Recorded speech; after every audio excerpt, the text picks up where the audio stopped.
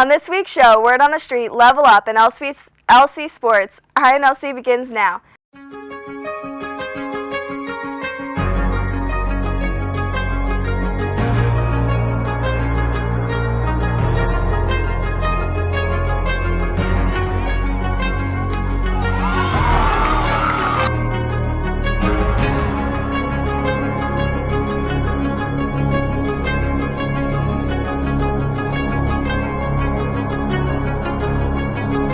Hi, I'm your host, Nikki Main. Here are your stories for the week of March 14, 2010. INLC wants to know what you feel this week. What do you think about smartphones? I think the smartphones are awesome if you like convenience because everything's all in one place, but I don't like them personally because I'd rather just have my phone separate from all my other stuff, and I'd just rather check my email and everything on a computer. So what type of phone do you have? I have the Chocolate 3. And I got this because it was free, and my parents didn't really want to pay for an iPhone plan. Well, if I had to get one right now in the current market, I'd go for the Droid, if only because it runs Android 2.1. But Windows has a new phone coming out, the Windows Mobile Phone Series 7 phone, which would be a definite step up from this Samsung / Virgin Mobile. Apparently, the text network is slow, but I definitely want something better than this. Decent camera. Well, I think the smartphone would be very useful if you were stranded on an island in the middle of nowhere that had service, or if you were a businessman that had no life and ran from meeting to meeting. But overall, it's just like a tool to completely isolate you from the rest of the world. So it's pretty useful in that way if that's what you want. But I have a Samsung Trace. It does calls and text messaging because that's all I really need. I think this smartphone makes things really convenient, but I think we've become dependent on smartphones and other such technology, and I don't think we need all the applications that are on there. So even though they're really nice, they're a little bit out of my budget. So what type of phone do you have? I have a Moto Razr, and it doesn't have nearly as many applications as the smartphone does, and I'm perfectly content with that. Well, personally, I don't have one. I have an Alias, which works, and I don't have a smartphone because I don't feel like paying $90 a month for something I'm not going to use. I mean, data plans, it's just crap. Why are we going to pay $90 just to download an app for a map that you use maybe once a month? I don't think they're very smart because mine always races up on me, and they're not very smart. What type of phone do you have? I have a BlackBerry Curve, like 83 something around, the old one. Do you like it? No. I just have it because my contract's not up for another year. INLC's new show, Level Up, takes a special look today at Mass Effect 2. Stay tuned weekly for great game reviews and possibly LC celebrity hosts.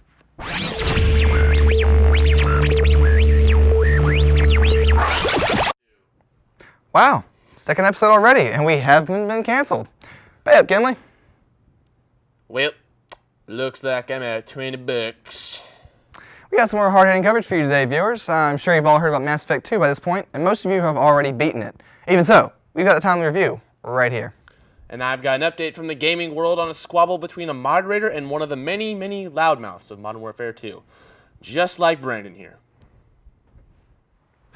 It's hard to review a sequel without making comparisons to the original, and also hard to decide whether the differences represent innovation or stagnation. Well, maybe I've been spoiled by things like well-made movies and novels, but Mass Effect's story doesn't quite strike me as a particularly original jaunt. Captain Shepard must assemble a team of space warriors to do battle with a threat to all life that only he can vanquish. Which plot am I talking about?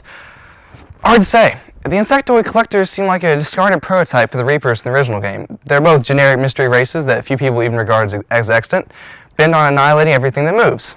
So the overarching plot is a yawn. That shouldn't matter since the real meat of an RPG narrative lies in side quests. Unfortunately, the loyalty missions that you must complete for each of your teammates boil down to the same exercise every time.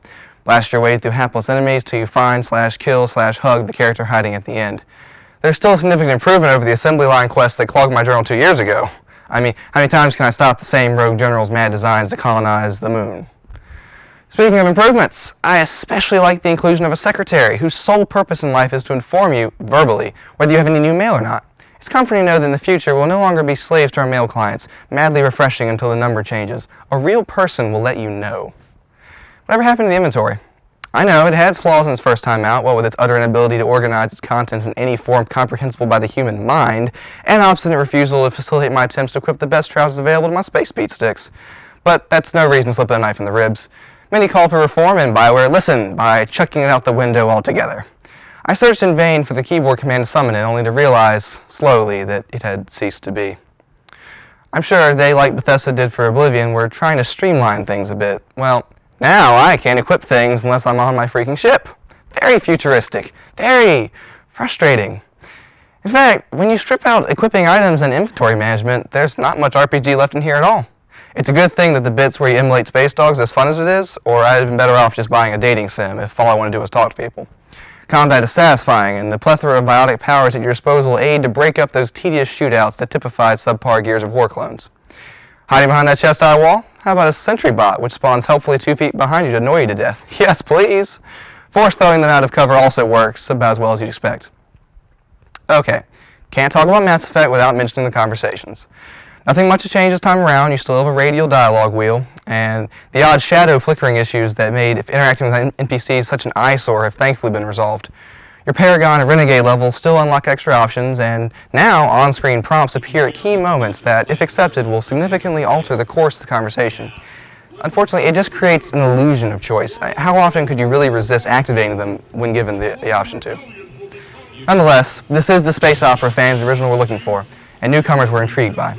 If you like Mass Effect, then I can't imagine what would hold you back from continuing your adventure in its sequel. If you hadn't heard of the franchise until now, it's still a satisfying experience that's well worth your time.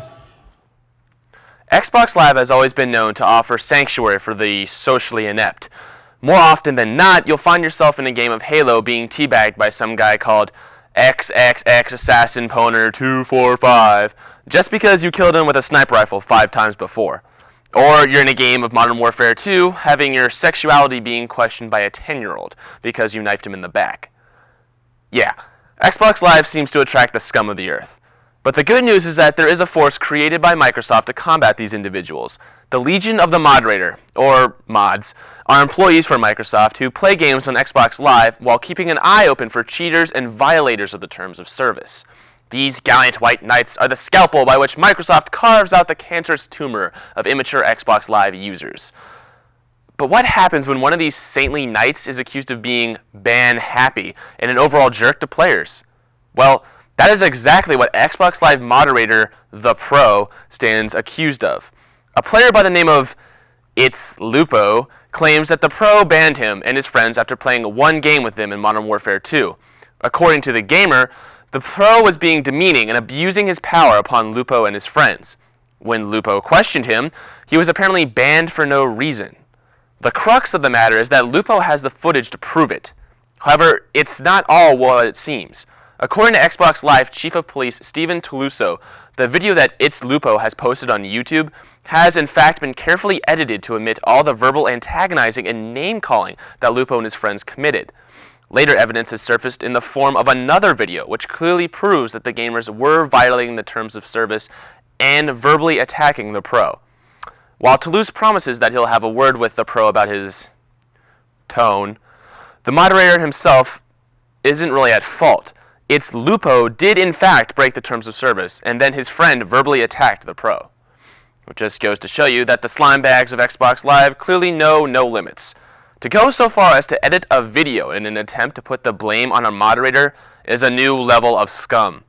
So, for all you gamers out there who bend the rules a bit, just remember that it could cost you your entire Xbox. To see the actual footage and more details, check out www.kotaku.com and search The Pro. Play nice now, everyone. Oh, Xbox Live. You truly get what you paid for. Amen. Well, that's the end of this episode. Thank you all for watching and keeping the ratings up. Join us for the next episode of Level Up. Hopefully by then, Brandon will have gotten that outrageous mop of his under control. Spring break was just not long enough.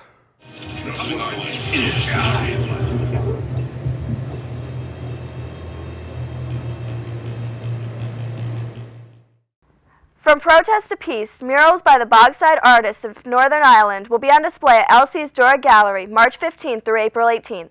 Green marketing in a bad economy is the subject of a Richard P. Gifford lecture in business ethics by Mark Lickerman on March 23rd in the Memorial Ballroom. Lynchburg College is one of the 50 best undergraduate institutions in the U.S. and Canada for studying game design, according to the Princeton Review. And now for LC weather. How is this week shaping up, Will?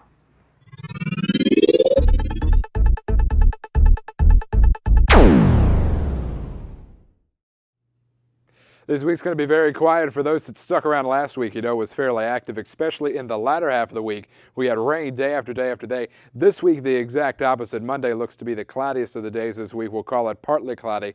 Highs in the mid-50s, lows in the upper 30s.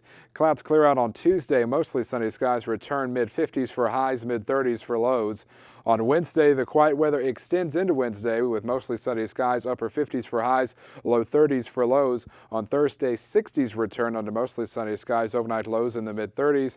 On Friday, good start to the weekend, mid-60s under mostly sunny skies, overnight lows in the mid-30s. On Saturday, the weekend isn't looking bad. We do get a little cooler, upper 50s around here. Travel-wise, if you're out to the Midwest, it looks like you may have another late winter blast if you're traveling out in that direction. On Sunday, the cooler air gets a little closer. Will still remain dry, fairly warm as well, mid-50s for highs. Once again, here's a look at the week. Very quiet week around here. I think that's the quickest I've ever done this forecast. Also, don't forget Eye on LC Weather is now on Facebook. Go to facebook.com and search Eye on LC Weather. Nikki. And now for this week's update on LC Sports.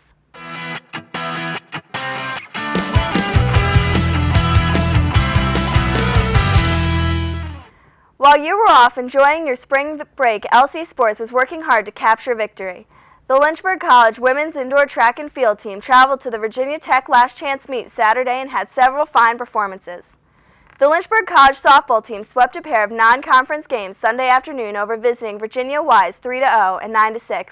Defensive miscues cost the Lynchburg College softball team its first game at the NFCA Leadoff Classic Division III tournament held at Panama City Ramapo College, defeated LC 5-2 at Frank Brown Park. Softball team was on the wrong end of a sixth-inning rally and fell 4-3 to Emerson College. Saturday at the NFCA Leadoff Classic Division III tournament held in Panama City.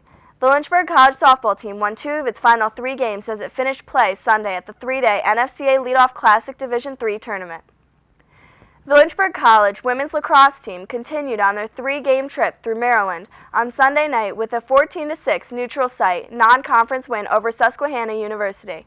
Women's lacrosse game won their 3rd straight game in just 4 days with a 12-7 win over the University of Rochester at the neutral site of Cedar Lane Park location in Baltimore, Maryland on Tuesday afternoon.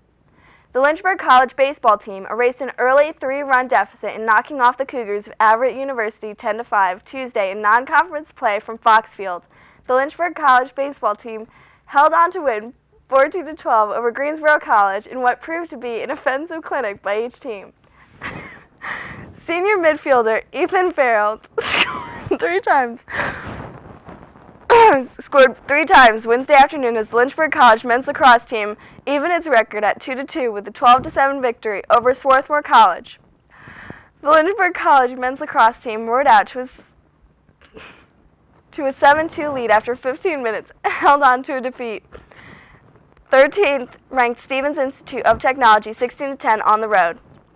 Fans, you can now follow all your favorite Lynchburg College Hornets athletic teams on Facebook, Twitter, and RSS. Really simple syndication. To access each new offering at any time, just navigate your browser to www.lynchburg.edu/athletics and click on the Facebook, Twitter, or RSS icons on the right side, just above the Schellenberger Field camera and the Hornet of the Week. And that's this week in sports.